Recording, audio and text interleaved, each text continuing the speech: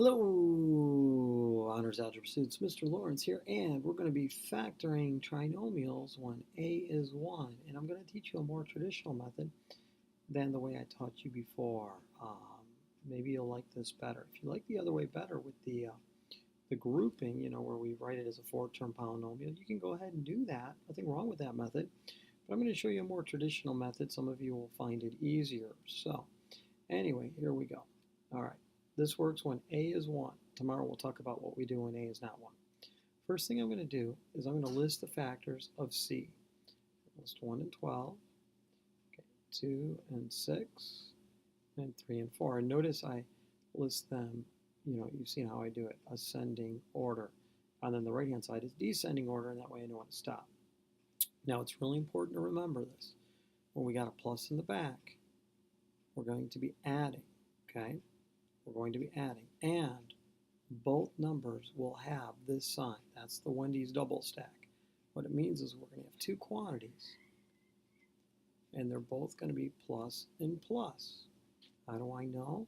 Because when I go to double distribute, to get this to be a positive, these two will have to have the same sign, right? Positive times positive or negative times negative.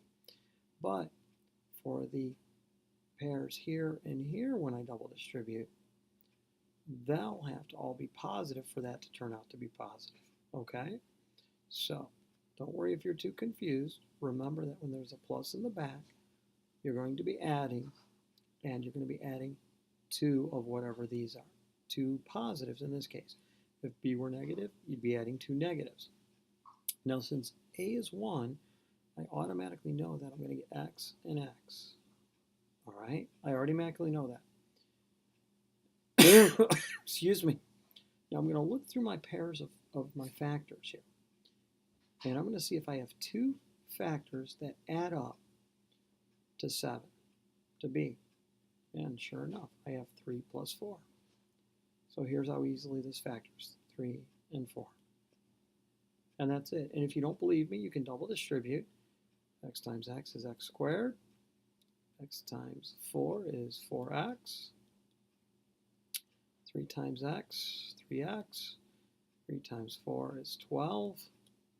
And we'll get x squared plus 7x plus 12. And there you go. In this type of problem, it's way quicker than the method I showed you before. It's not that I didn't want to teach you this way. Well, actually, I didn't want to teach you this way because I found so many students are too calculator reliant and don't know their multiplication facts well enough to be able to do this method effectively, especially when a is not 1.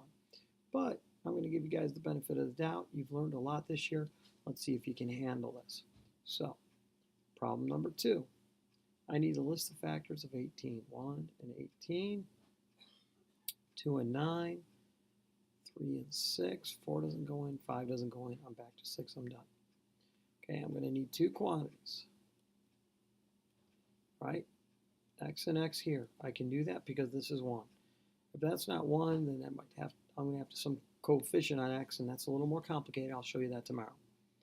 Okay, I got a plus in the back, so I'm going to be adding to get this number, which means they'll both be negative. So, which two numbers can I add to get negative 9? Well, how about a negative 3 plus a negative 6? So, I got a negative 3 and a negative 6, and bam, you're done. All right, now if it were equal to 0, I'd have to solve it, setting each piece equal to 0, but I didn't want to put too much in here at once. Okay, let's try this one. All right, two quantities. Oh, sorry.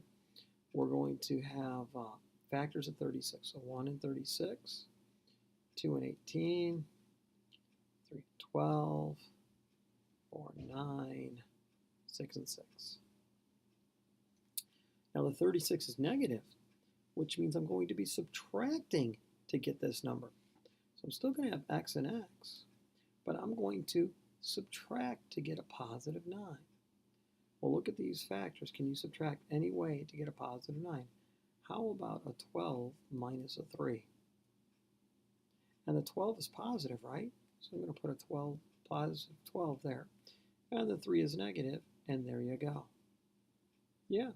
Now, if you wanted to, you could have thought about it as negative 3 plus a 12, and in which case you would have said, well, it's x minus 3 times quantity of x plus 12. But as you know, because of the commutative property, these would be the same result, right? So don't ask me in class if it's okay to have the green one as opposed to the red one, because I won't answer it at this point. You already know. All right, one more example here. So I'm going to list the factors of 24, 2, 12, 3 and 8, 4 and 6. Okay, I'm going to need two quantities. We get x and x here. We can only do this because a is 1. Now, I'm going to be subtracting because c is negative. And I've got to get negative 10 for my answer. Let's see, 4 minus 6. Nope, that's not negative 10. How about 2 minus 12? Yeah, that's negative 10. I mean, what I can do is actually go through and test them. But I was drawn to the 2 and the 12. Well, it looks like the 2 is positive.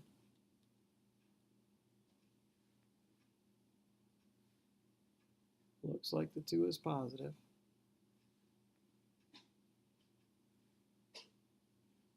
And the 12 is negative. And there you go. That's it. All right. I don't think I'm going to do any more examples. I think you've got it. That'll be it for the night. Mr. Lawrence signing off. Have a good night, everybody.